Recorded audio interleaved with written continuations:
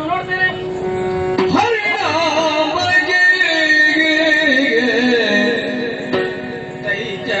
ಪಟಳದಿ ತದ ಘರಿದು ತೈಜ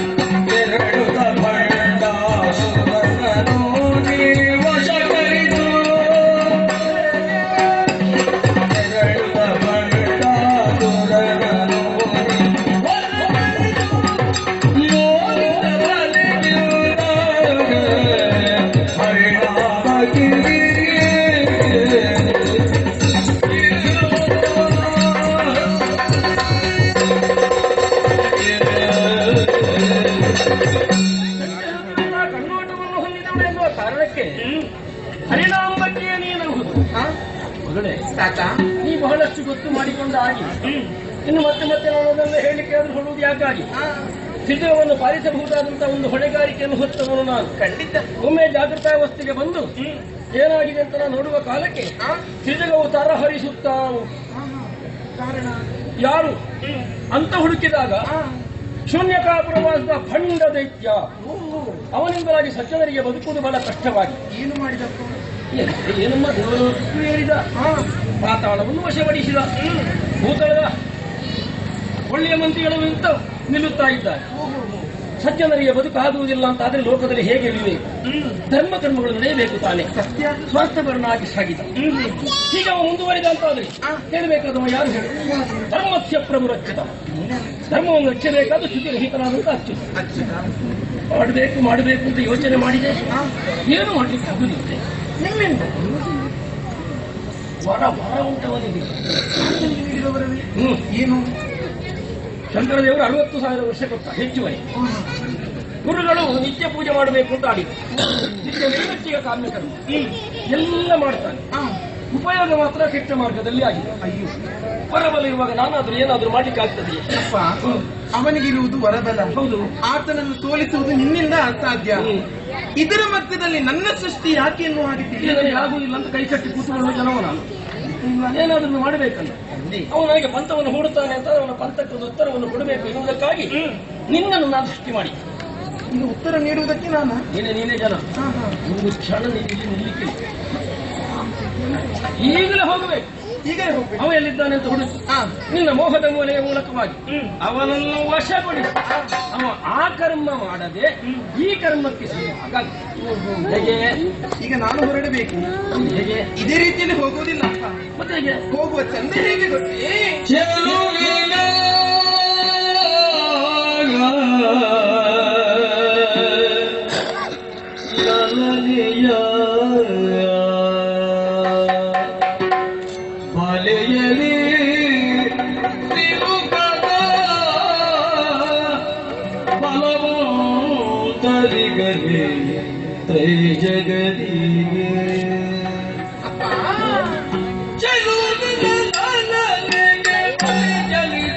ಲೋಕದ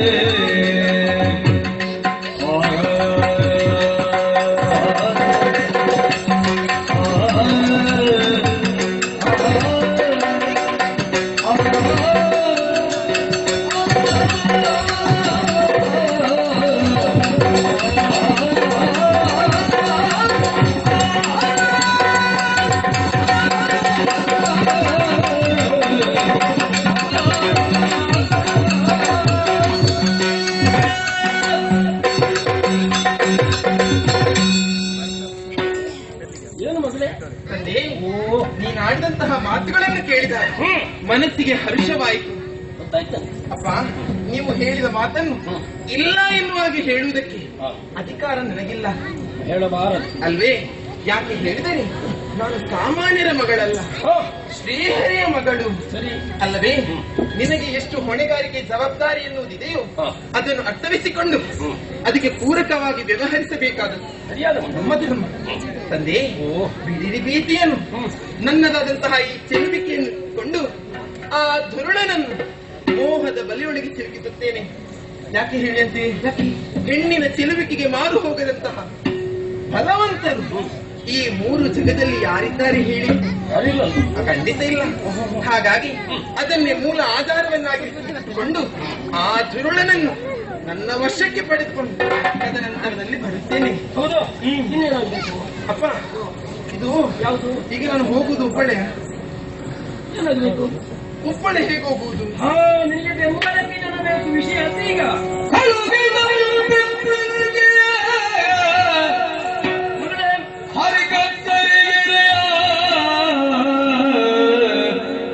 ಒಡಲ ನೆಲನೆ ವಿಶ್ವಾದಿ ಅಲಂಬುತ ಸಗೀತ ನವೊಳಗೊಳು ಮೋಹಿನಿ ಹಿಮಾಲಯದ ಬಿಂದು ಸರಸಿ ತೀರದಲ್ಲಿ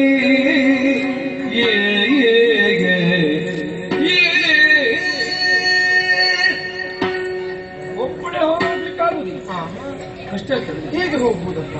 ಕ್ರಮವೇ ಹಾಗೆ. ದೊಡ್ಡವರ ಮಕ್ಕಳಿಗೆ ಒಬ್ಬೊಬ್ಬರಲ್ಲಿ ಹೋಗೋ ಕ್ರಮ ಇಲ್ಲ. ಹಿಂದೆ ಮುಂದೆ ಆ ಎಡಗಾಲಿ ಬಲದಲ್ಲಿ ಒಂದು 10 ಮಂದಿ ಬೇಕಾಗ್ತದೆ. ಅದು ಹೇಳ್ತಾ ಯಾರಂತೆ ಬಂದದ್ದು, ಅದು ಆ ದೊಡ್ಡವನೇ ರಾಯರ ಮಗ. ಅವಳು ಯಾರಂತೆ ಬಂದದ್ದು, ಓ ಇಂಥವರ ಮಗಳು, ನೀನು ದೊಡ್ಡವರ ಮಗಳು, ಒಬ್ಬನೇ ಹೋಗ ಕೂಡದು. ಅಲ್ಲದೆ ನಿನಗೆ ಬೆಂಬಲಕ್ಕೆ ಅನುಕೂಲವಾದಂತಹ ಮಂದಿಗಳಾಗಬೇಕು. ಹೌದು, ಹೇಗೊಂದು 10 ಮಂದಿ ಯುವಕರನ್ನು ಕಳಿಸಿದ. ಅಯ್ಯೋ, ಎಂತಹ ಮಾತನಾಡುವುದಪ್ಪ ನೀವು? 10 ಮಂದಿ ಯುವಕರು, ನಾನು ಒಬ್ಬಳೇ ಯುವತಿ, 10 ಜನರ ಜೊತೆಲಿ ಹೋಗುವುದಾ? ಅವ ನೋಡಿದವ ಬೇರೆ ಏನಾದ್ರು ಹೇಳಿ. ಹೌದಪ್ಪ. ಅಲ್ಲ, ಹೆಣ್ಮಕ್ಕಳಿಗೆ ಅನುಕೂಲ ಆಗಲಿ. ಈಗ 10 ಮಂದಿ ಬೇಕು, 2 ಮಂದಿ ಸಾಕು. 10 ಮಂದಿ ಅಪ್ಪ, 10 ಮಂದಿ ಬಂದರೆ ಎಂದಾದರೆ ನಾನು ಹೋಗಿ ಮಾಡುವಂತಹ ಕೆಲಸಕ್ಕೆ ಅವರು ಕಾಲಡಿಗೆ ಬೀಳುವುದಕ್ಕೆ ಕಾಲಿಗೆ ತೊಡರ ಆಗ್ತಾರೆ ಅಲ್ವೇ? ಬೇಡ, 10 ಮಂದಿ ಬೇಡ. ಅನುಕೂಲಕ್ಕಾಗಿ ಇಬ್ಬರೇ. ಓ ಅಲ್ಲಿದ್ದಾಳೆ, ಅವಳ ಹೆಸರು ಅಲಂಬುಷಾ. ಓ ಇಲ್ಲೊಬ್ಬಳಿದ್ದಾಳೆ ವಿಶ್ವಾಚಿ ಎನ್ನುವ ಇಬ್ಬರ ಹೆಸರು. ಬಂದರು, ಕರ್ಕೊಂಡು ಹೋಗ್ತೀಯ? ಅಲ್ಲಿ ನಿಂತಿದ್ದಾರೆ, ಕರ್ಕೊಂಡು ಹೋಗ್ತೀಯ? ಅಪ್ಪ, ಕರ್ಕೊಂಡು ಹೋಗ್ಬೋದಿತ್ತು, ಆದ್ರೆ ಎಲ್ಲಿಗೆ ಅಂತೇಳಿ ಹೋಗುದು ಹೇಳಿಲ್ಲ. ಎಲ್ಲಿ ಹೇಳಿದ್ದು ನೀವು? ಬಿಟ್ಟ ನನಗೆ. ಭಾರತ ವರ್ಷ ಉತ್ತರದ ಎತ್ತರದಲ್ಲಿ ಹಿಮಗಿರಿ ಅಂತ ಇದೆ, ಅದರ ಹತ್ತಲ್ಲಿ ಬಿಂದು ಸರೋವರ ಅಂತ ಉಂಟು. ಅಲ್ಲಿಗೆ ನೀವು ಹೋಗಿ ಕೆಲಸ. ಅವರ ಜೊತೆಯಲ್ಲಿ ಬರ್ತಾರೆ, ಬಿಂದು ಸರೋವರಕ್ಕೆ ಹೋಗುವುದು. ಹೌದು ಅಪ್ಪ, ಒಂದು ವೇಳೆ ಆ ದುರುಳನ್ನು ಬರದಿದ್ದರೆ ಮತ್ತೆ ನನಗೆಂತದ್ದು ಕೆಲಸ? ಇನ್ನೊಂದು ಕಳಿಸಿ ಆಯ್ತಲ್ಲ, ಹೋದವಳಿಂದ ಕೆಲಸ.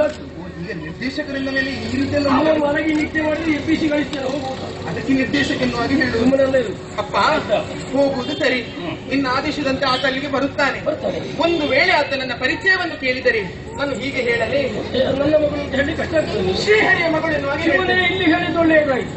ನನ್ನ ಮಗಳು ಅಂತ ಆಡಬೇಡುವೆ. ಯಾಕಪ್ಪ? ಧನುಜ ಹರಿರಾಮ್, ಧನುಜ ಹರಿ, ಅವ ಧನುಜ.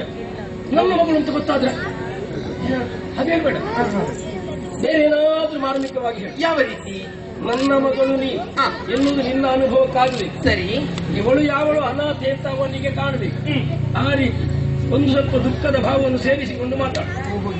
ಅಲ್ಲಿ ಹೋಗುದು ಮಾತ್ರವಲ್ಲ, ಭಾವನೆ ಎಲ್ಲ ಬೇಕಲ್ಲ. ಮತ್ತೆ ಭಾವನೆ ಇಲ್ಲದ ನಿನ್ನ ಪಾತ್ರ ಎಂತದಕ್ಕದು? ಭಾವನೆ ನೀವು ಹೇಳಿದ ಮೇಲೆ ಎಲ್ಲವೂ ಬೇಕಪ್ಪ. ಒಳ್ಳೆ ಭಾವ ತುಂಬಿ ಆಗ್ಬೇಕು, ಹಾಗೆ ಹೇಳು. ಆಯ್ತು, ವಿಷಯ ಇದು ಅಪ್ಪ ಎಂತದ್ದೇ ನನಗೆ ಮತ್ತೆ ಮತ್ತೆ ನೆನಪಾಗುವುದು. ವಿಚಾರವನ್ನು ಬಿಟ್ಟು ಹೋಗ್ಬಾರ್ದು. ಎಲ್ಲ ಇಲ್ಲೇ ಕೇಳಿ. ಮತ್ತೆ ಎಲ್ಲಿ ಅಲ್ಲಿಗೆ ಹೋದ ಮೇಲೆ ಅಪ್ಪಯ್ಯ ಒಂದು ಬರಬೇಕು. ಕೆಲಸಕ್ಕೆ ಇದು ಅಪ್ಪ, ಇದು ನಿನಗೆ ಹೆಸರುಂಟು, ಅವರಿಬ್ಬರನ್ನು ಕಳುಹಿಸಿಕೊಟ್ಟೆ, ಅವರಿಬ್ಬರಿಗೆ ಒಂದೊಂದು ಹೆಸರುಂಟು. ಈಗ ನನಗೆ ಹೆಸರಿಲ್ಲ. ಓ, ಹೆಸರು ಕೊಟ್ಟಿಲ್ಲಲ್ಲ. ಹೆಸರು ಮಾತ್ರ ಸಾಕು, ಹೆಸರಿಗೆ ಬರಬೇಕು ಬರ್ಬೇಕಂತೇಳಿ ಉಂಟಪ್ಪ. ಹೆಸರು ನಾನು ಕೊಡ್ತೇನೆ. ನಿನ್ನ ಸುಡಿಮೆಯಿಂದ ಹೆಸರಿಗೆ ನೀನು ಬಾ. ನಿನ್ನ ಆಶೀರ್ವಾದ. ಕಳ್ಳನ ಮನಸ್ಸನ್ನು ಮೋಹಿಸುವುದಕ್ಕಾಗಿ ಹೋಗಲಿರುವಂತಹ ನಿನ್ನ ಹೆಸರು ಮೋಹಿನಿ. ಹಾಗಾಗಿ ಅಪ್ಪ, ಹೊರಡುವ ಮುನ್ನ ಇಷ್ಟೆಲ್ಲ ಒಳಗೂಡಿಕೊಂಡು ನಿನ್ನದಾದಂತಹ ಪುಣ್ಯಾನುಗ್ರಹ ನನಗೆ ಬೇಕು. ಕರೆಗಳನ್ನು ಜೋಡಿಸಿ ಶಿರಬಾಗಿ ಬೆನ್ನು ಬಾಗಿ ವಂದಿಸಿದ್ದೇನೆ. ಆಶೀರ್ವದಿಸಿ ಕರೆಯಿಸಿಕೊಡು. ಯಶಸ್ವಾಗಲಿ. ತಂದೆಯಿಂದ ಆಜ್ಞೆಯನ್ನು ಪಡೆದ ಹಾಗಾಯ್ತು. ಚಕ್ಕೆರನ್ನು ಕೂಡಿಕೊಂಡು ಸುಸ್ಥಳವಾದಂತಹ ನನ್ನ ಕಾರ್ಯಕ್ಷೇತ್ರದತ್ತ ಸಾಗುತ್ತೇನೆ.